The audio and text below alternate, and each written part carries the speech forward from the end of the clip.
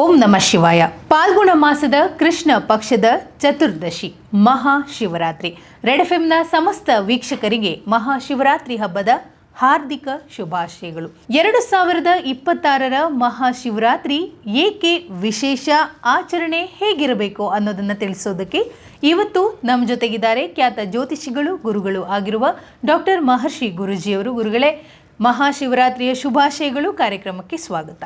ನಿಮಗೂ ಮಹಾಶಿವರಾತ್ರಿಯ ಆರ್ಥಿಕ ಶುಭಾಶಯಗಳು. ಮತ್ತು ನಾಡಿನ ಜನತೆಯ ಎಲ್ಲರಿಗೂ ಸಹ ಶಿವರಾತ್ರಿ ಹಬ್ಬದ ಒಂದಷ್ಟು ಹೆಚ್ಚು ಫಲ ಪ್ರಾಪ್ತಿ ಆಗಿ ಆರೋಗ್ಯ ಸಿದ್ಧಿ ಆಗಲಿ ಅಂತೇಳಿ ಪ್ರಾರ್ಥನೆ ಮಾಡ್ತೀನಿ. ಎಲ್ಲರಿಗೂ ಸಹ ನಮಸ್ಕಾರಗಳು. ಶಿವರಾತ್ರಿ ಅಂತ ಬಂದಾಗ ಜಾಗರಣೆ, ಪೂಜೆ, ಪುನಸ್ಕಾರ ಎಲ್ಲವೂ ಕೂಡ ನಾವು ಅದ್ಭುತವಾಗಿ ಮಾಡ್ತೀವಿ. ಶಿವನ ಭಕ್ತರು ಶಿವರಾತ್ರಿಗೋಸ್ಕರ ಕಾಯ್ತಾ ಇರ್ತಾರೆ.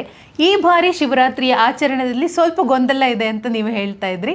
ಸೊ ಯಾವತ್ತು ಶಿವರಾತ್ರಿಯ ಆಚರಣೆ ಮಾಡಬೇಕು, ಜಾಗರಣೆ ಯಾವಾಗ ಮಾಡಬೇಕು, ಪೂಜೆ ಯಾವಾಗ ಮಾಡಬೇಕು? ನೋಡಿ, ಯಾವಾಗಲೂ ಅಷ್ಟೇ ಹಬ್ಬ ಅಂತ ಬಂದಾಗ ಒಂದಷ್ಟು ಗ್ರಹಗಳ ಬದಲಾವಣೆ ಆಗಬಹುದು ಅಥವಾ ತಿಥಿಗಳ ಆಧಾರದ ಮೇಲೆ ಒಂದಷ್ಟು ನಾವು ಲೆಕ್ಕಾಚಾರ ಇರುತ್ತೆ.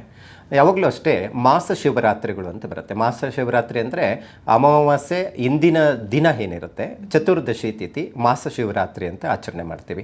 ಮತ್ತು ವರ್ಷಕ್ಕೊಂದು ಸತಿ ಪಾಲ್ಗುಣ ಮಾಸ, ಅದರಲ್ಲಿ ಸಹ ಈ ಶಿವರಾತ್ರಿ ಮಹಾಶಿವರಾತ್ರಿ ಅಂತ ಆಚರಣೆ ಮಾಡುವಂಥದ್ದು, ಜಾಗರಣೆ ಇರುವಂಥದ್ದು ನಾವು ನೋಡ್ತೀವಿ.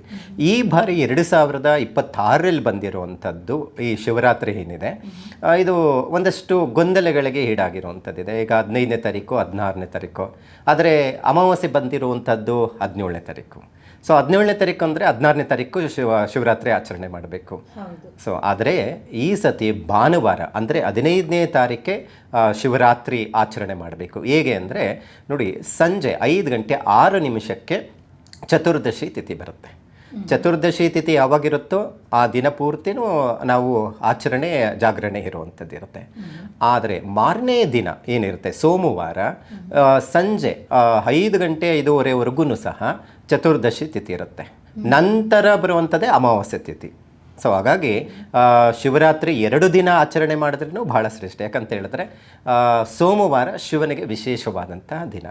ಜಾಗರಣೆ ಇರುವಂಥವರೆಲ್ಲ ಭಾನುವಾರನೇ ಜಾಗರಣೆ ಇದ್ದು ಸೋಮವಾರ ಶಿವನ ಆರಾಧನೆ ಮಾಡಿಕೊಳ್ಳೋದು ಬಹಳ ಶ್ರೇಷ್ಠವಾದಂಥ ದಿನ. ಇನ್ನು ಭಾನುವಾರ ಅಂತ ನಾವು ತೆಗೆದುಕೊಂಡ್ರೆ ಇನ್ನೊಂದು ಚತುರ್ದಶಿ ತಿಥಿ ಒಂದೇ ಅಲ್ಲ, ತ್ರಯೋದಶಿ ತಿಥಿ ಇರುತ್ತೆ. ಅದನ್ನು ನಾವು ಯಾವಾಗಲೂ ಅಷ್ಟೇ ಈ ಪೂಜೆ ಪುನಸ್ಕಾರಗಳಿಗೂ ತ್ರಯೋದಶಿ ತಿಥಿ, ಅದರಲ್ಲಿ ಕೆಲವೊಂದಿಲ್ಲ ಪೂಜೆ ಪುನಸ್ಕಾರಗಳಿಗೆ ಪ್ರದೋಷ ಕಾಲ ಅಂತ ಆಚರಣೆ ಮಾಡ್ತಾರೆ, ಶಿವನಿಗೆ ರುದ್ರಾಭಿಷೇಕ ಎಲ್ಲ. ಸೊ ಹಾಗಾಗಿ ಈ ಬಾರಿ 2 ದಿನ ಅಲ್ಲ, 3 ದಿನ ಆಚರಣೆ ಅಂತಲೂ ಹೇಳಬಹುದು. ಇನ್ನು ಜಾಗರಣೆ ಮಾಡುವವರು, ಆಮೇಲೆ ಉಪವಾಸ ಮಾಡುವ, ನಾವು ಯಾವುದೇ ಒಂದು ಹಬ್ಬ ಹರಿದಿನ ಅಂತ ಬಂದಾಗ ವಿಶೇಷವಾದಂತಹ ದಿನಗಳಲ್ಲಿ ಉಪವಾಸವನ್ನು ನಾವು ಮಾಡ್ತೀವಿ. ನೀವು ಹೇಳಿದ ಹಾಗೆಯೇ ಭಾನುವಾರ ಸಂಜೆಯಿಂದ ಏನು ಸ್ಟಾರ್ಟ್ ಆಗುತ್ತೆ ಶಿವರಾತ್ರಿ. ಸೊ ಉಪವಾಸ ಮಾಡುವವರು ಯಾವಾಗ ಮಾಡಬೇಕು? ಯಾಕಂದರೆ ಉಪವಾಸದ ಮೂಲಕ ಜಾಗರಣೆ ನಂತರ ಅಂದರೆ ಶಿವರಾತ್ರಿ ಆಚರಣೆಯನ್ನು ನಾವು ಯೂಶ್ವಲಿ ಮುಗಿಸ್ತೀವಿ. ಸೊ ಉಪವಾಸ ಯಾವಾಗ ಮಾಡಬೇಕು? ನೋಡಿ, ಉಪವಾಸ ಅಂತ ಹೇಳಿದ್ರೆ ವಾಸ ಅಂದರೆ ದೇವರ ಸಮೀಪಕ್ಕೆ ನಾವು ಹೋಗುವಂಥದ್ದು ಅಂತ ಹೇಳ್ತೀವಿ. ನಾವು ಶಾಸ್ತ್ರದಲ್ಲಿ ಎಲ್ಲಿನೂ ಉಲ್ಲೇಖ ಇಲ್ಲ ಉಪವಾಸ ಇದ್ದೇ ನೀವು ಪೂಜೆಯನ್ನು ಮಾಡಬೇಕು ಅನ್ನುವಂಥದ್ದು ಶಾಸ್ತ್ರ ಏನಿಲ್ಲ. ಸೊ ನಾವು ಮಾಡಿಕೊಂಡಿರುವಂಥದ್ದು ಈ ಉಪವಾಸ ಅನ್ನುವಂಥದ್ದು. ಯಾಕಂತ ಹೇಳಿದ್ರೆ ನಾವು ಹೆಚ್ಚು ಊಟ ಮಾಡಿ ಒಂದಷ್ಟು ದೇವರ ಮೇಲೆ ಒಂದು ಭಕ್ತಿ ಭಾವನೆ ಬರೋದಿಲ್ಲ ಅನ್ನೋ ಕಾರಣಕ್ಕೆ ಒಂದಷ್ಟು ಉಪವಾಸ ಅಂತ ನಾವು ಕೈಗೊಳ್ತೀವಿ. ಅದು ಒಂದಷ್ಟು ಸೈಂಟಿಫಿಕ್ಕಾಗಿ ನಾವು ನೋಡೋಕೆ ಹೋದರೆ ಆರೋಗ್ಯಕ್ಕೂ ಒಳ್ಳೆಯದೇ. ನಾವು ತಿಂಗಳಿಗೆ ಏಕಾದಶಿ ಅಂತ ಒಂದಷ್ಟು ಆಚರಣೆ ಮಾಡ್ತಾರೆ ಈ ಬ್ರಾಹ್ಮಣ ಸಂಪ್ರದಾಯದಲ್ಲಿರುವಂಥವರೆಲ್ಲ. ಸೊ ಹಾಗಾಗಿ ಆರೋಗ್ಯಕ್ಕೂ ಒಳ್ಳೆಯದು. ಇನ್ನು ಶಿವರಾತ್ರಿ ದಿನ ಉಪವಾಸ ಅಂತ ಇರೋದಾಯಿತು ಅಂತ ಹೇಳಿದ್ರೆ, ನಾವು ಈ ಮಧ್ಯಾಹ್ನ ಕಾಲದಿಂದ ಮಾರನೇ ದಿನ ಮಧ್ಯಾಹ್ನ ಕಾಲ ಅಂದರೆ ಭಾನುವಾರ ಮಧ್ಯಾಹ್ನದಿಂದ ಸೋಮವಾರದ ಕಂಪ್ಲೀಟ್ ಮಾಡಿದ್ರೆ ಒಳ್ಳೆಯದು. ಆದರೆ ಇವತ್ತಿನ ಮಟ್ಟಿಗೆ ಆರೋಗ್ಯದ ಸಮಸ್ಯೆ ಇರೋದ್ರಿಂದ ಉಪವಾಸ ಮಾಡೋದು ಕಷ್ಟ ಆಗುತ್ತೆ.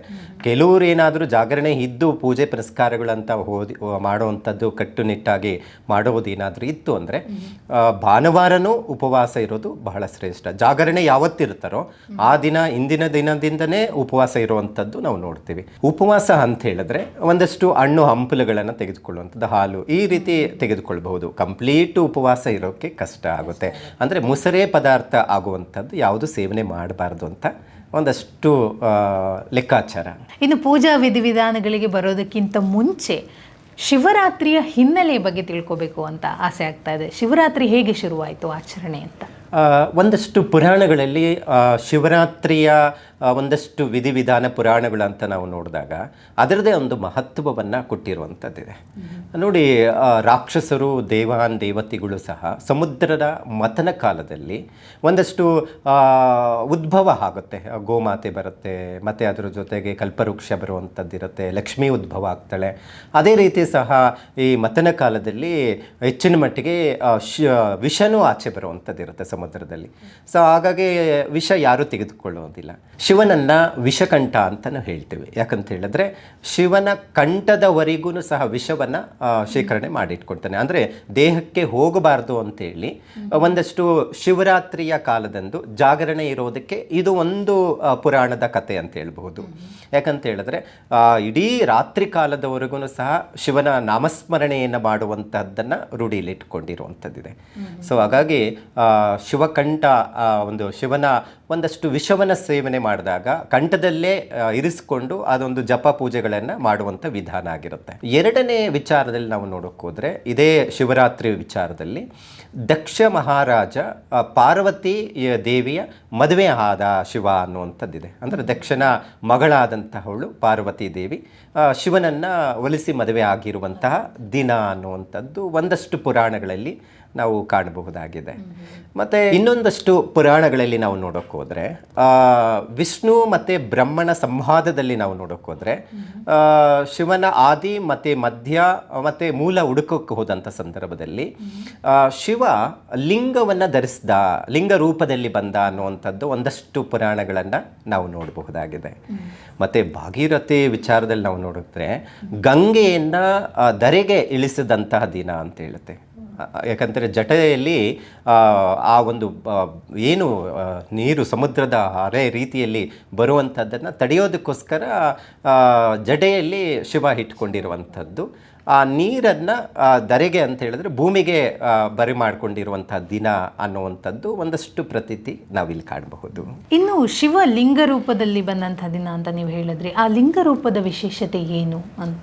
ನೋಡಿ, ಯಾವಾಗಲೂ ಅಷ್ಟೇ ಲಿಂಗ ಅಂತ ಹೇಳಿದಾಗ ಅದು ಒಂದು ಪಾರ್ವತಿ ಯೋನಿಪೀಠ ಅಂತ ಹೇಳ್ತೀವಿ. ಮತ್ತು ಈ ಒಂದು ಲೆಕ್ಕಾಚಾರದಲ್ಲಿ ನಾವು ನೋಡೋಕೆ ಹೋದರೆ ಒಂದು ಸೃಷ್ಟಿಯ ಮೂಲ ಅನ್ನುವಂಥದ್ದನ್ನು ನಾವು ಇಲ್ಲಿ ಉಲ್ಲೇಖ ಮಾಡಬಹುದಾಗಿದೆ.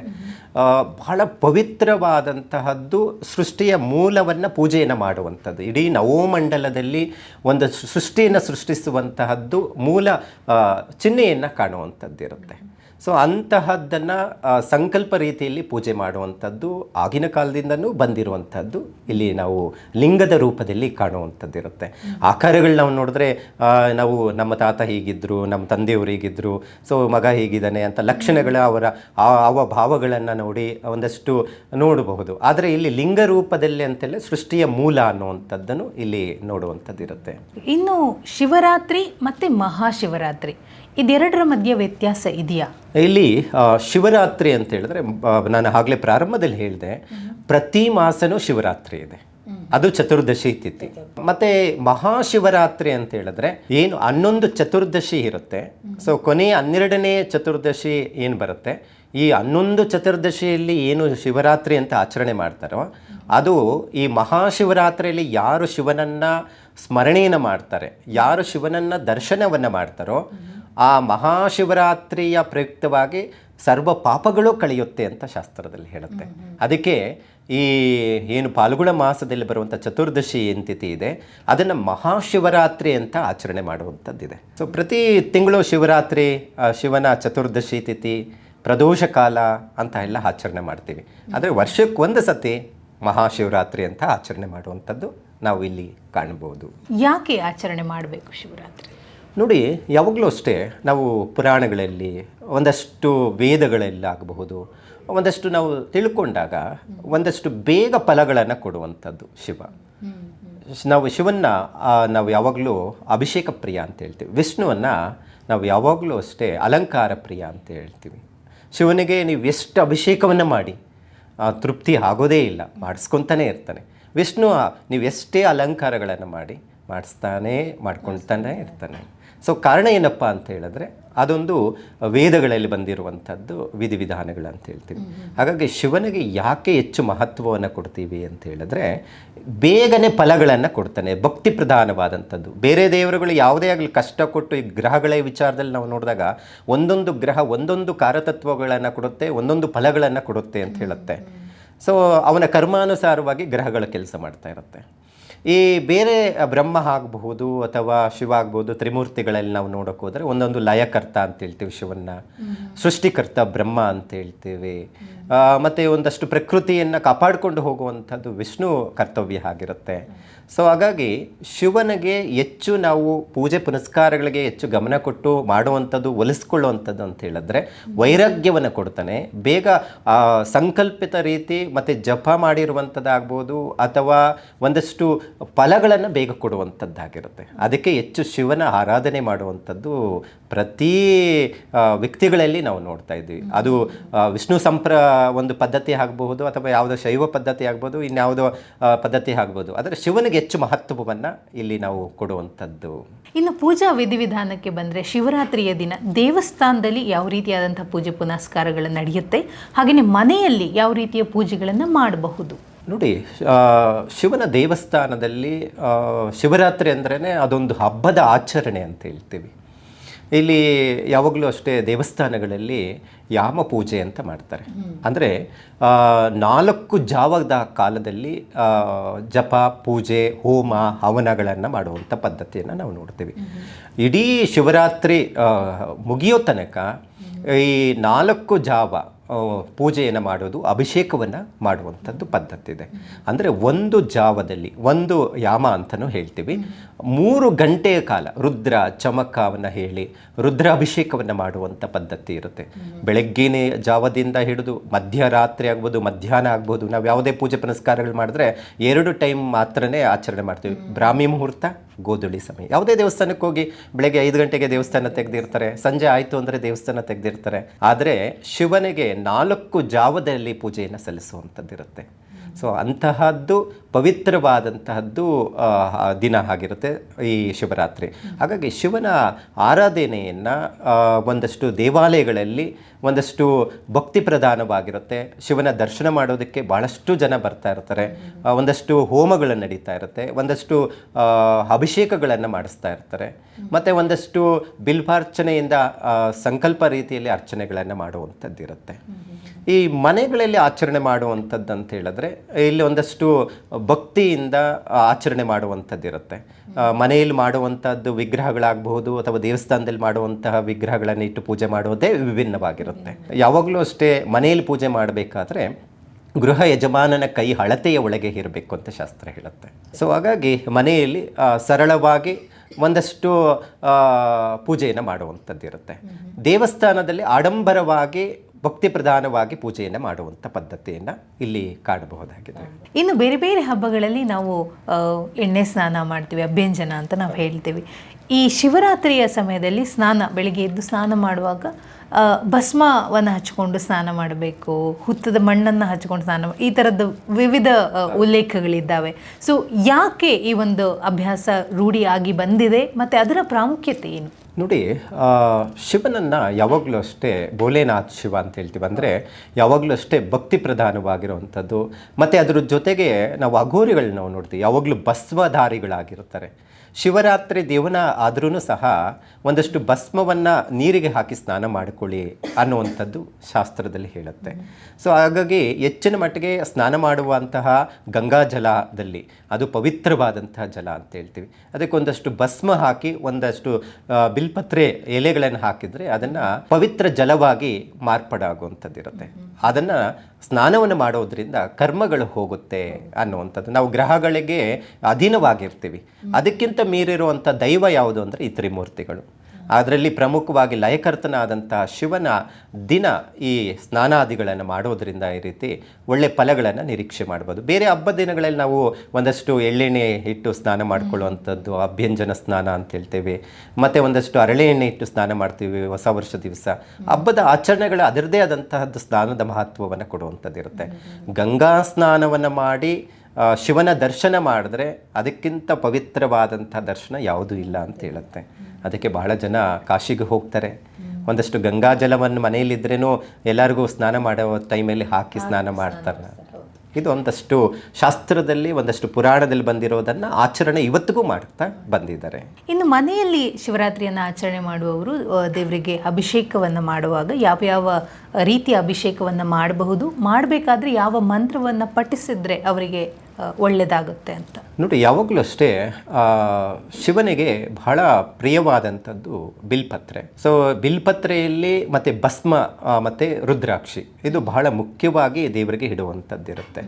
ಪೂಜೆ ವಿಧಾನ ಮಂತ್ರ ಇವೆಲ್ಲ ಬಂದಾಗ ಶಿವನಿಗೆ ಬಹಳ ರುದ್ರ ಮತ್ತು ಚಮಕಗಳಿಂದ ಒಂದು ವೇದವನ್ನು ಕಲ್ತಿರುವಂಥವರು ಹೇಳಿ ಅರ್ಚನೆ ಪೂಜೆಗಳನ್ನು ಮಾಡುವಂಥದ್ದು ಪದ್ಧತಿಯನ್ನು ನಾವು ನೋಡ್ತೀವಿ. ನಮಗೆ ವೇದ ಬರಲ್ಲ, ಏನೂ ಬರೋದಿಲ್ಲ, ಆದರೆ ಓಂ ನಮಃ ಶಿವಾಯ ಅಂಥೇಳಿ ಮಂತ್ರವನ್ನೇ ಹೇಳಿ ಶಿವನ ಒಂದು ನಾಮಸ್ಮರಣೆ ಮಾಡಿದ್ರೆ ಸಾಕು, ಪಾಪಗಳು ಕಳೆಯುತ್ತೆ ಅಂತ ಹೇಳುತ್ತೆ. ಇದು ಜಾತಕದಲ್ಲಿ ಅಷ್ಟೇ, ಯಾವುದೇ ದೋಷಗಳಿದ್ರೇನು ಶಿವನ ಆರಾಧನೆ ಮಾಡಿ ಅಂತ ಹೇಳ್ತೀವಿ.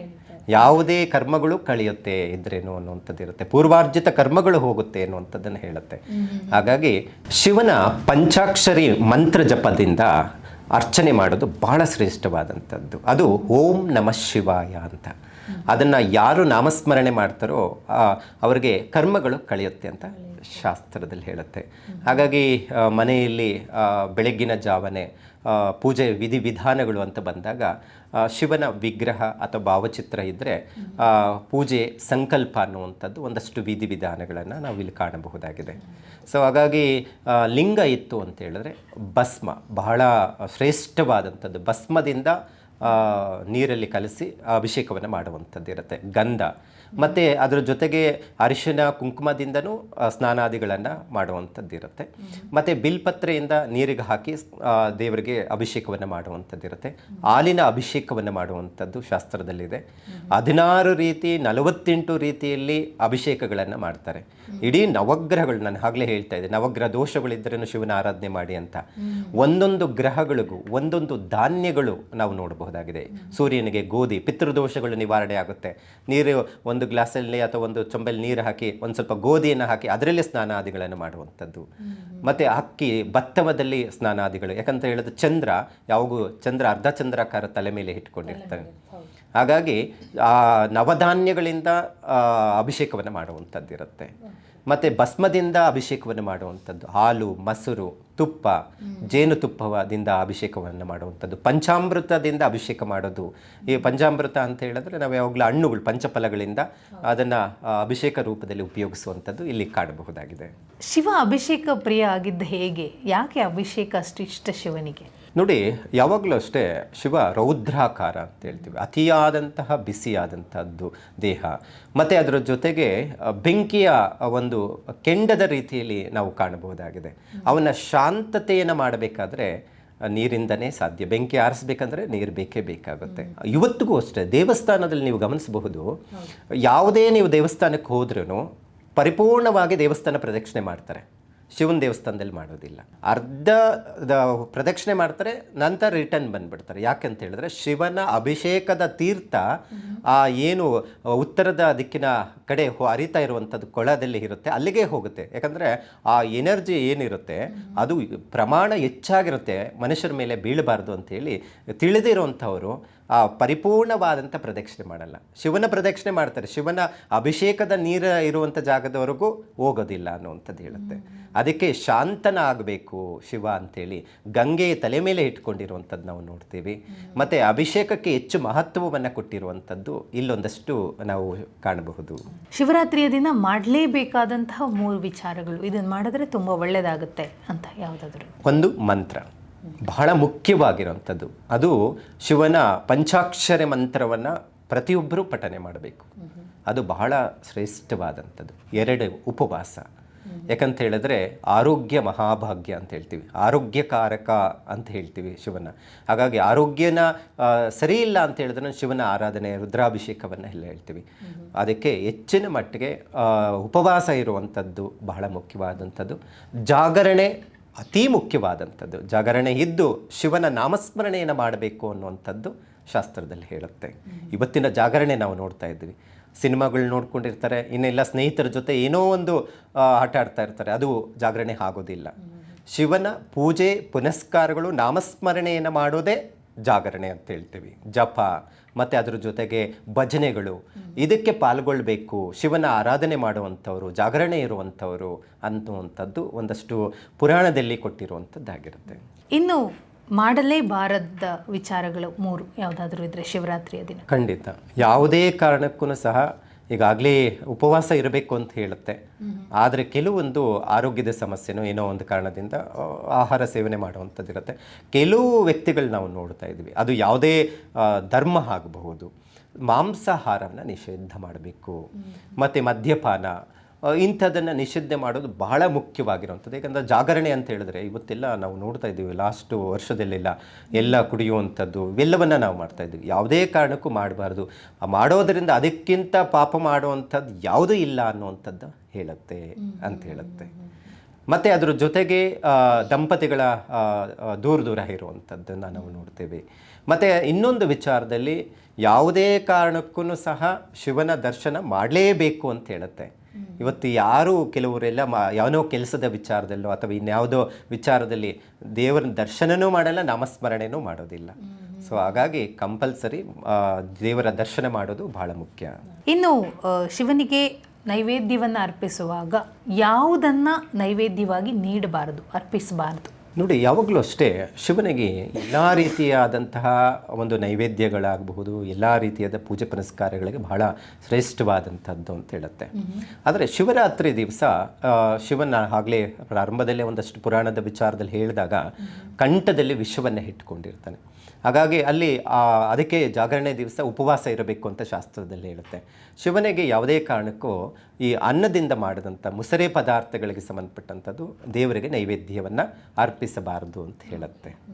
ಸೊ ಬಿಲ್ಪತ್ರೆ ಮತ್ತು ಒಂದಷ್ಟು ದೇವತೆಗೆ ಹಣ್ಣುಗಳನ್ನು ದೇವರಿಗೆ ನೈವೇದ್ಯ ಮಾಡುವಂಥದ್ದು, ಹಣ್ಣು ಅದರ ಜೊತೆಗೆ ಹಾಲನ್ನು ಇಟ್ಟು ನೈವೇದ್ಯಾದಿಗಳನ್ನು ಮಾಡೋದು ಬಹಳ ಒಳ್ಳೆಯದು.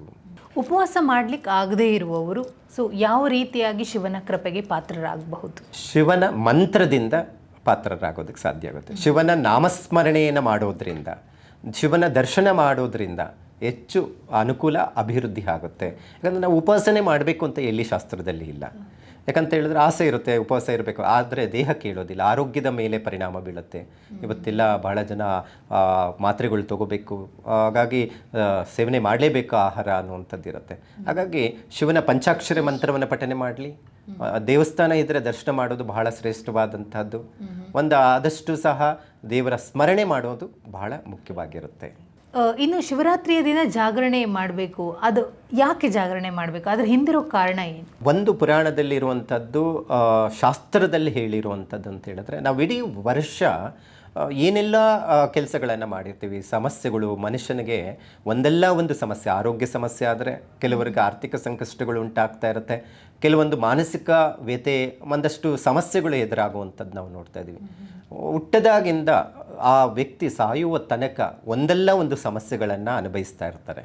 ಇದು ಒಂದಷ್ಟು ಪ್ರಾಕ್ಟಿಕಲ್ ಆಗಿ ಯೋಚನೆ ಮಾಡಿ ಕೆಲವೊಂದೆಲ್ಲ ಇರುತ್ತೆ ವಿಚಾರಗಳು. ಸೊ ಅಂತಹ ಸಮಸ್ಯೆಗಳನ್ನು ಹೋಗಲಾಡಿಸುವಂಥವನು, ಬೇಗ ಫಲಗಳನ್ನು ಕೊಡುವಂಥದ್ದು ಶಿವ ಆಗಿರೋದ್ರಿಂದ ಹೆಚ್ಚಿನ ಮಟ್ಟಿಗೆ ಫಲ ಪ್ರಾಪ್ತಿ ಆಗುವಂಥದ್ದು ಇಲ್ಲಿ ಕಾಣಬಹುದು. ಅದಕ್ಕೋಸ್ಕರ ಜಾಗರಣೆ ಬಹಳ ಮುಖ್ಯ. ಅಲ್ಲಿ ನಾಮಸ್ಮರಣೆ ಇರುತ್ತೆ, ಶಿವನ ಜಪ ಇವೆಲ್ಲವೂ ಇರುವಂಥದ್ದು ಒಳಗೊಂಡಿರುತ್ತೆ. ಸೊ ಈ ಒಂದು ಕಾರಣಕ್ಕೆ ಒಂದಷ್ಟು ವಿಚಾರಗಳು ನಾವು ಇಲ್ಲಿ ನೋಡಬಹುದು. ಇನ್ನೊಂದು ಪುರಾಣದಲ್ಲಿ ಕೊಟ್ಟಿರುವಂತಹದ್ರಲ್ಲಿ ಶಿವನ ವಿಷಕಂಠ ಆಗಿರೋದ್ರಿಂದ, ಅಂದರೆ ವಿಷ ದೇಹಕ್ಕೆ ಒಳಗಡೆ ಹೋಗಬಾರ್ದು ಅನ್ನುವಂಥ ಕಾರಣಕ್ಕೆ ಪಾರ್ವತೀ ದೇವಿ ಅದನ್ನು ಕಾಪಾಡಿಕೊಂಡು ಒಂದಷ್ಟು ನಿದ್ರೆ ಹೋಗಬಾರ್ದು ಅಂತೇಳಿ ಶಿವನಿಗೆ ಎಚ್ಚರಿಕೆವಾಗಿ ಇರಲಿ ಅಂತೇಳಿ ಒಂದು ದೇವರ ಪೂಜೆ ಪುನಸ್ಕಾರಗಳು ಇವೆಲ್ಲವನ್ನೂ ಸಹ ನಾವು ಮಾಡ್ತಾ ಇರುವಂಥದ್ದು ಆಗಿರುತ್ತೆ. ಅದಕ್ಕೆ ಜಾಗರಣೆ ಇರಬೇಕು ಅನ್ನುವಂಥದ್ದು ಹೇಳುತ್ತೆ.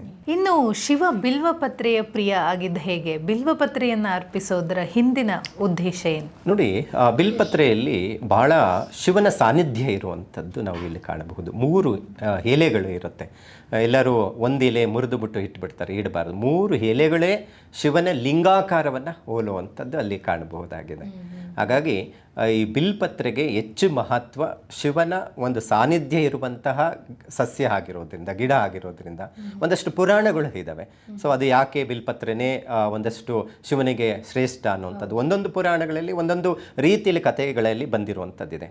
ಆದರೆ ಒಂದು ವೈಜ್ಞಾನಿಕವಾಗಿ ನಾವು ಹೇಳೋಕ್ಕೆ ಹೋದರೆ ಅಲ್ಲಿ ಶಿವನ ಸಾನ್ನಿಧ್ಯ ಇರುವಂತಹ ಒಂದು ವೃಕ್ಷವಾಗಿರೋದ್ರಿಂದ ಶಿವನಿಗೆ ಅರ್ಪಣೆ ಮಾಡೋದ್ರಿಂದ ನಮ್ಮ ಇಷ್ಟಾರ್ಥಗಳು ಪ್ರಾಪ್ತಿ ಆಗುತ್ತೆ. ಇನ್ನು ಶಿವರಾತ್ರಿಯ ನಂತರ ರಾಶಿ ಫಲದಲ್ಲಿ ಏನಾದರೂ ಬದಲಾವಣೆಗಳಾಗುತ್ತಾ? ನೋಡಿ, ಯಾವಾಗಲೂ ಅಷ್ಟೇ ರಾಶಿ ಫಲಗಳು ಅಂತ ಬಂದಾಗ ಒಂದಷ್ಟು ಗ್ರಹಗಳ ಬದಲಾವಣೆಗಳಿಂದ ಒಂದಷ್ಟು ರಾಶಿಗಳ ಮೇಲೆ ಒಂದಷ್ಟು ಪರಿಣಾಮ ಬೀಳುವಂಥದ್ದು ನಾವು ಗಮನಿಸಬಹುದಾಗಿದೆ. ಈಗಾಗಲೇ ಶಿವರಾತ್ರಿ 15ನೇ ತಾರೀಕು ಬಂದಿರುವಂಥದ್ದು. ಇದೇ 15 ಮತ್ತು 14ನೇ ತಾರೀಕು ರವಿ ಬದಲಾವಣೆ ಆಗ್ತಾ ಇದೆ ಸೂರ್ಯ ಬದಲಾವಣೆಯಿಂದ. ಸೊ ಅಲ್ಲಿ ಒಂದು ತ್ರಿಗ್ರಹಿ ಯೋಗ ಉಂಟು ಮಾಡುವಂಥದ್ದು ನಾವು ಇಲ್ಲಿ ಕಾಣಬಹುದು. ಏನದು ತ್ರಿಗ್ರಹಿ ಯೋಗ ಅಂತ ಹೇಳಿದ್ರೆ, ಪರಮೋಚ್ಚ ಸ್ಥಾನದಲ್ಲಿರುವಂತಹ ಶುಕ್ರನ ಜೊತೆ ಮತ್ತು ಶನಿಯ ಜೊತೆ ರವಿಯ ಬದಲಾವಣೆ ಆಗ್ತಾ ಇದೆ. 3 ಗ್ರಹಗಳು ಮೀನರಾಶಿಯಲ್ಲಿ ಬಂದು ಕೂತ್ಕೊಳ್ತಾ ಇರುವಂಥದ್ದು ಇಲ್ಲಿ ಕಾಣಬಹುದು. ಶಿವರಾತ್ರಿಯ ನಂತರ ಒಂದಷ್ಟು ರಾಶಿಗಳ ಮೇಲೆ ಅತಿಯಾದಂತಹ ಒಳ್ಳೆಯ ಪರಿಣಾಮಗಳು ನಾವು ಇಲ್ಲಿ ಕಾಣಬಹುದಾಗಿದೆ. ಅದರಲ್ಲಿ ಪ್ರಮುಖವಾಗಿರುವಂಥ ರಾಶಿಗಳು ಅಂತ ಹೇಳಿದ್ರೆ ನಾವು ವೃಷಭ ರಾಶಿಯವರ ವಿಚಾರದಲ್ಲಿ ತಿಳ್ಕೊಬಹುದು. ಅಂದರೆ ಏಕಾದಶದಲ್ಲಿ, ಅಂದರೆ ಏಕಾದಶಿ ಅಂತ ಹೇಳಿದ್ರೆ 11ನೇ ಸ್ಥಾನದಲ್ಲಿ ಈ ಯೋಗ ಉಂಟಾಗ್ತಾ ಇರೋದ್ರಿಂದ, ತ್ರಿಗ್ರಹ ಯೋಗ ಉಂಟಾಗ್ತಾ ಇರೋದ್ರಿಂದ ಬಹಳ ಹೆಚ್ಚು ಫಲವನ್ನು ನಿರೀಕ್ಷೆಯನ್ನು ಇದೇ ವೃಷಭ ರಾಶಿಯವರು ತೆಗೆದುಕೊಳ್ಳೋದಕ್ಕೆ ಸಾಧ್ಯ ಆಗುತ್ತೆ. ಯಾಕೆ ಅಂತ ಹೇಳಿದ್ರೆ 11ನೇ ಮನೆ ಯಾವಾಗಲೂ ಭಾಗ್ಯಸ್ಥಾನ, ಪೂರ್ವ ಪುಣ್ಯಸ್ಥಾನ ಅಂತ ಹೇಳ್ತೀವಿ. ಶಿವರಾತ್ರಿಯಿಂದ ಒಂದಷ್ಟು ಹಣಕಾಸಿನ ವಿಚಾರದಲ್ಲಿ ಅಭಿವೃದ್ಧಿ ಆಗುತ್ತೆ, ಒಂದಷ್ಟು ಕೆಲಸ ಕಾರ್ಯಗಳಲ್ಲಿ ಒಂದಷ್ಟು ಪ್ರಮೋಷನ್ ಸಿಗಬಹುದು, ಮತ್ತು ಸ್ವಂತ ಬಿಸ್ನೆಸ್ಸಲ್ಲಿ ಇರುವಂಥವ್ರಿಗಂತೂ ಒಂದಷ್ಟು ಆರ್ಥಿಕ ಸಂಕಷ್ಟಗಳು ಎಲ್ಲ ಬಗೆಹರಿದು ಒಂದಷ್ಟು ದುಡ್ಡು ಅನುಕೂಲ ಆಗುವಂಥದ್ದು ನಾವು ಇಲ್ಲಿ ಕಾಣಬಹುದು. ಮತ್ತು ಮಿಥುನ ರಾಶಿಯವರಿಗೆ ಪ್ರಸ್ತುತ ಗುರು ಜನ್ಮದಲ್ಲಿ ಇದ್ದಾನೆ. ಆದರೆ ಜನ್ಮ ಯಾವಾಗೂ ಗುರು ಇತ್ತು ಅಂದರೆ ದುಃಖ ಯೋಚನೆಗಳನ್ನು ಕೊಡ್ತಾನೆ ಅಂತ ಹೇಳುತ್ತೆ. ಆದರೆ ಮಿಥುನ ರಾಶಿಯವರಿಗೆ ತ್ರಿಗ್ರಹಿ ಯೋಗದಿಂದ ಕರ್ಮಸ್ಥಾನದಲ್ಲಿ ಈ ಯೋಗ ಉಂಟಾಗ್ತಾ ಇರೋದ್ರಿಂದ ಉದ್ಯೋಗಸ್ಥರಿಗಂತೂ ಭಾಳ ಚೆನ್ನಾಗಿದೆ. ಸರ್ಕಾರಿ ಕೆಲಸದಲ್ಲಿರುವಂಥವರು ಅಥವಾ ಸರ್ಕಾರಿ ಕೆಲಸಕ್ಕೆ ಪ್ರಯತ್ನ ಮಾಡುವಂಥವರಿಗೆ ಹೆಚ್ಚು ಅನುಕೂಲ ಆಗುವಂಥದ್ದು ಇರುತ್ತೆ. ಮತ್ತು ಈ ಸೂರ್ಯ ಬದಲಾವಣೆ, ಸಂಕ್ರಮಣ ಅಂತ ಹೇಳ್ತೀವಿ ಆ ದಿನ. ಹಾಗಾಗಿ ಬದಲಾವಣೆ ಆಗ್ತಾ ಇರೋದ್ರಿಂದ ಸೂರ್ಯನ ರಾಶಿ ಆದಂತಹದ್ದು ಈ ಸಿಂಹರಾಶಿ ಆಗಿರೋದ್ರಿಂದ ಅವ್ರಿಗೂ ಒಂದಷ್ಟು ದುಡ್ಡಿನ ಅಭಾವ, ಆರೋಗ್ಯದ ವಿಚಾರದಲ್ಲಿ ಸಮಸ್ಯೆಗಳು ಒಂದಷ್ಟು ಬಗೆಹರಿಯುವಂಥ ಸಾಧ್ಯತೆಗಳು ಕಂಡುಬರೋಂಥದ್ದು ಇರುತ್ತೆ. ಇನ್ನು ರಾಷ್ಟ್ರಾಧಿಪತಿ ಬುಧ ಕನ್ಯಾ ರಾಶಿಗೂ ಆದ್ರೂ 6ನೇ ಮನೆ ಈ ಯೋಗ ಇರೋದ್ರಿಂದ ಆರೋಗ್ಯದ ವಿಚಾರದಲ್ಲಿ ಒಂದಷ್ಟು ಸಮಸ್ಯೆಗಳು ಬಗೆಹರಿಯುವಂಥ ಸಾಧ್ಯತೆ ಕನ್ಯಾ ರಾಶಿಯವರಿಗೆ ಕಂಡುಬರುತ್ತೆ. ತುಲಾ ರಾಶಿ ಮತ್ತು ಅದರ ಜೊತೆಗೆ ವೃಷಭ ರಾಶಿಯವರಿಗೆ ರಾಷ್ಟ್ರಾಧಿಪತಿ ಶುಕ್ರ ಗ್ರಹವಾಗಿರೋದ್ರಿಂದ ಈ ರಾಶಿಯವರಿಗೆ ಬಹಳ ಚೆನ್ನಾಗಿರುತ್ತೆ ಅಂತಲೂ ಹೇಳಬಹುದಾಗಿದೆ. ಇನ್ನು ಈ ತ್ರಿಗ್ರಹಿ ಯೋಗ ಮೀನರಾಶಿಯಲ್ಲಿ ಆಗ್ತಾ ಇರೋದ್ರಿಂದ ಮೀನರಾಶಿಯವರಿಗೆ ಪ್ರಸ್ತುತ ಗುರುಬಲ ಇಲ್ಲ, ಜನ್ಮ ಶನಿ ಇದ್ದಾನೆ, ಒಂದು ಚೂರು ಚೆನ್ನಾಗಿಲ್ಲ. ಆದರೆ ಆ ರಾಶಿಯಲ್ಲಿ ಈ ಯೋಗ ಇರೋದರಿಂದ 1 ತಿಂಗಳ ಕಾಲ ಬಹಳ ಉತ್ತಮವಾದಂಥ ಫಲಗಳನ್ನು ಇರುತ್ತೆ. ಯಾವೆಲ್ಲ ರಾಶಿಯವರು ಸ್ವಲ್ಪ ಎಚ್ಚರಿಕೆಯಿಂದ ಇರಬೇಕು ಅಂದರೆ ಯಾವೆಲ್ಲ ರಾಶಿಗಳು, ಯಾವ್ಯಾವ ರೀತಿಯಲ್ಲಿ ಅಂತ? ನೋಡಿ, ಮೇಷರಾಶಿಯವರಿಗೆ ವ್ಯಯಸ್ಥಾನದಲ್ಲಿ ಈ ರವಿ ಬದಲಾವಣೆ ಮತ್ತು ಈ ಶಿವರಾತ್ರಿಯ ನಂತರ ಒಂದಷ್ಟು ಖರ್ಚುಗಳು ಜಾಸ್ತಿ ಆಗಬಹುದು. ಸ್ವಲ್ಪ ಖರ್ಚುಗಳ ಬಗ್ಗೆ ಇಡ್ತಾ ಇದ್ದರೆ ಬಹಳ ಉತ್ತಮ ಅಂತ ಹೇಳ್ಬೋದು. ಕರ್ಕಾಟಕ ರಾಶಿಯವರಿಗೆ ಮಾನಸಿಕ ವ್ಯಥೆ, ಕಾಯಿಲೆಗಳು, ಕಿರಿಕಿರಿ, ಟೆನ್ಷನ್ ಜಾಸ್ತಿ, ಕೆಲಸದ ಒತ್ತಡಗಳು ಜಾಸ್ತಿ ಆಗ್ಬೋದು. ಸೊ ಆ ವಿಚಾರದಲ್ಲಿ ಸ್ವಲ್ಪ ಜಾಗೃತೆ ವಹಿಸೋದು ಬಹಳ ಒಳ್ಳೆಯದು. ಇನ್ನು ಕನ್ಯಾ ರಾಶಿಯವರಿಗೆ ಆರೋಗ್ಯದ ಬಗ್ಗೆ ಹೆಚ್ಚು ಗಮನ ಕೊಡಬೇಕಾಗುತ್ತೆ. ವೃಶ್ಚಿಕ ರಾಶಿಯವರಂತೂ ಬಹಳ ಹುಷಾರಾಗಿರಬೇಕು. ಬಿಸ್ನೆಸ್ ಮಾಡುವಂಥದ್ದು ಯಾರಾದರೂ ಇದ್ದರೆ, ಬಿಸ್ನೆಸ್ಗೆ ಹೂಡಿಕೆ ಮಾಡಬೇಕು, ಷೇರು ಇನ್ವೆಸ್ಟ್ಮೆಂಟ್ ಆಗಾಗ ಮಾಡ್ತಾ ಇರ್ತಾರೆ, ಅಂಥವರಂತೂ ಬಹಳ ಹುಷಾರಾಗಿ ಯಾವುದು ಮಾಡಿದ್ರೆ ಒಳ್ಳೆಯದು ಅಂತ ಯೋಚನೆ ಮಾಡಿ ಮಾಡಬೇಕು. ಪಂಚಮ ಶನಿ ಬೇರೆ ನಡೀತಾ ಇದೆ, ಅದ್ರ ಜೊತೆಗೆ ಗುರುಬಲ ಇಲ್ಲ, ಮತ್ತು ಅದ್ರ ಜೊತೆಗೆ ಈ ಶಿವರಾತ್ರಿಯ ನಂತರ ಒಂದಷ್ಟು ತಿಂಗಳ ಕಾಲದವರೆಗೂ ಸಮಸ್ಯೆಗಳು ಎದುರಾಗುವಂಥದ್ದಿರುತ್ತೆ. ಮಕರ ರಾಶಿಯವರಿಗಂತೂ ಜೂನ್ 1ನೇ ತಾರೀಕುವರೆಗೂ ಬಹಳ ಹುಷಾರಾಗಿರೋದು ಬಹಳ ಉತ್ತಮ ಅಂತ ಹೇಳಬಹುದು. ಇನ್ನು ಅಷ್ಟಲಿಂಗ ದರ್ಶನ ಅಂತ ಬಂದಾಗ ಶಿವರಾತ್ರಿ ದಿನ ಅಷ್ಟಲಿಂಗ ದರ್ಶನವನ್ನು ಮಾಡಬೇಕು, ತುಂಬ ಒಳ್ಳೆಯದಾಗುತ್ತೆ ಅಂತ ಹೇಳ್ತಾರೆ. ಅಷ್ಟಲಿಂಗದ ದರ್ಶನದ ಮಹತ್ವ ಏನು ಗುರುಗಳೇ? ನೋಡಿ, ಅಷ್ಟ ಅಂದರೆ 8, 8 ದಿಕ್ಕುಗಳು ಅಂತಲೂ ಹೇಳ್ತೀವಿ. ಎಷ್ಟು ನಾವು ಪೂಜೆ ಪುನಸ್ಕಾರಗಳು ಮಾಡ್ತೀವೋ ಅಷ್ಟು ನಮಗೆ ಫಲಗಳು ಅನ್ನುವಂಥದ್ದು ಇರುತ್ತೆ. ಕನಿಷ್ಠ ಪಕ್ಷ 8 ಲಿಂಗಗಳನ್ನು ದರ್ಶನ ಮಾಡಲಿ ಅನ್ನುವಂಥ ಉದ್ದೇಶದಿಂದ ಅಷ್ಟಲಿಂಗ ದರ್ಶನ ಮಾಡಿ ಅಂತ ಒಂದಷ್ಟು ಹಿರಿಯರು ಹೇಳ್ತಾ ಇರ್ತಾರೆ. ನಾವು ಗಣಪತಿ ಹಬ್ಬ ಬಂದಾಗ 108 ಗಣಪತಿ ದೇವಸ್ಥಾನಕ್ಕೆ ಅಥವಾ ವಿಗ್ರಹ ಇಟ್ಟಿರುವಂಥ ದರ್ಶನ ಮಾಡುವಂಥದ್ದು ಒಂದಷ್ಟು ಹಿರಿಯರು ಹೇಳಿರುವಂಥ ಮಾತು. ಸೊ ಇದು ಶಾಸ್ತ್ರದಲ್ಲಿಗಿಂತ ಮಾತಿಂದ ಮಾತು ಬಂದಿರುವಂಥದ್ದು ಇರಬಹುದು ಅನ್ನುವಂಥದ್ದು ನನ್ನ ಅಭಿಪ್ರಾಯ. ಆದರೆ ಅಷ್ಟಲಿಂಗ ದರ್ಶನ ಹೆಚ್ಚು ಅಷ್ಟು ಫಲಗಳನ್ನು ಲಭ್ಯ ಆಗುತ್ತೆ ಅಂತ ಹೇಳ್ತೀವಿ. ನಾವು ಜಾತಕದಲ್ಲಿ ಅಷ್ಟೇ, ಅಷ್ಟ ಅಂತ ಹೇಳಿದ್ರೆ 8ನೇ ಸ್ಥಾನ ಆಯುಷ್ಯ ಸ್ಥಾನ. ಇವತ್ತು ಕಂಟಕಗಳಿದೆ ಅಥವಾ ಇನ್ನೇನೋ ಸಮಸ್ಯೆ, ಆರೋಗ್ಯ ಸಮಸ್ಯೆ ಇದೆ ಅಂದರೆ ನಾವು ಹೋಗಿ ಶಿವನ್ನೇ ಆರಾಧನೆ ಮಾಡೋದು. ಹಾಗಾಗಿ ಯಾವುದೇ ಆರೋಗ್ಯದ ಮೇಲೆ ಪರಿಣಾಮಗಳು ಸಮಸ್ಯೆಗಳು ಇದ್ದರೆ ಈ ಅಷ್ಟಲಿಂಗ ದರ್ಶನವನ್ನು ಮಾಡೋದರಿಂದ ಉತ್ತಮವಾದಂಥ ಆರೋಗ್ಯ ವೃದ್ಧಿ ಆಗುತ್ತೆ ಅನ್ನುವಂಥದ್ದು ಇರುತ್ತೆ. ಸೊ ಒಟ್ಟಾರೆ ಗುರುಗಳೇ 2026ರಲ್ಲಿ ಸಂಕ್ರಾಂತಿ ಸಮೇತ ಎರಡೆರಡು ದಿನ ಆಚರಿಸುವಂತಹ ಯೋಗ ನಮಗೆ ಲಭಿಸಿತ್ತು. ಈಗ ಶಿವರಾತ್ರಿಯನ್ನು ಕೂಡ ನಾವು 2 ದಿನ ಆಚರಣೆ ಮಾಡ್ತಾ ಇದ್ದೀವಿ. ಸೊ ಮಹಾಶಿವರಾತ್ರಿಯನ್ನು ಆಚರಿಸುವಂತಹ ಎಲ್ಲ ಶಿವ ಭಕ್ತರಿಗೆ ನಿಮ್ಮ ಸಂದೇಶ? ಶಿವನ ದರ್ಶನವನ್ನು ಮಾಡುವುದು, ಶಿವನ ನಾಮಸ್ಮರಣೆಯನ್ನು ಮಾಡುವಂಥದ್ದು, ಉಪವಾಸ ಜಾಗರಣೆ ಬಹಳ ಶ್ರೇಷ್ಠವಾದಂಥದ್ದು. ಸಾಧ್ಯವಾದಷ್ಟು ಶಿವನ ದರ್ಶನವನ್ನು ಮಾಡಿ ಪೂರ್ವ ಪುಣ್ಯಗಳು ಮತ್ತು ಒಂದಷ್ಟು ಗ್ರಹಗಳ ಪ್ರಭಾವಗಳಿಗೆ ಒಳಗಾಗಿದ್ದರೆ ಅವೆಲ್ಲವೂ ನಿವಾರಣೆ ಆಗುತ್ತೆ, ಅಭಿವೃದ್ಧಿ ಆಗುತ್ತೆ, ಆರೋಗ್ಯ ಸಿದ್ಧಿ ಆಗುತ್ತೆ. ಶಿವನ ದರ್ಶನದಿಂದ ಉತ್ತಮವಾದಂಥ ಜೀವನವನ್ನು ನಡೆಸೋದಕ್ಕೆ ಸಾಧ್ಯ ಆಗುತ್ತೆ. ಧನ್ಯವಾದಗಳು ಗುರುಜಿ ಮಾಹಿತಿಗಾಗಿ. ಹರೇ ಶ್ರೀನಿವಾಸ. ಬೆಸ್ಟ್ ಎಂಟರ್ಟೈನ್ಮೆಂಟ್ಗಾಗಿ ಲೈಕ್, ಫಾಲೋ ಮತ್ತು ಸಬ್ಸ್ಕ್ರೈಬ್ ಮಾಡಿ ರೆಡ್ FM ಕನ್ನಡ.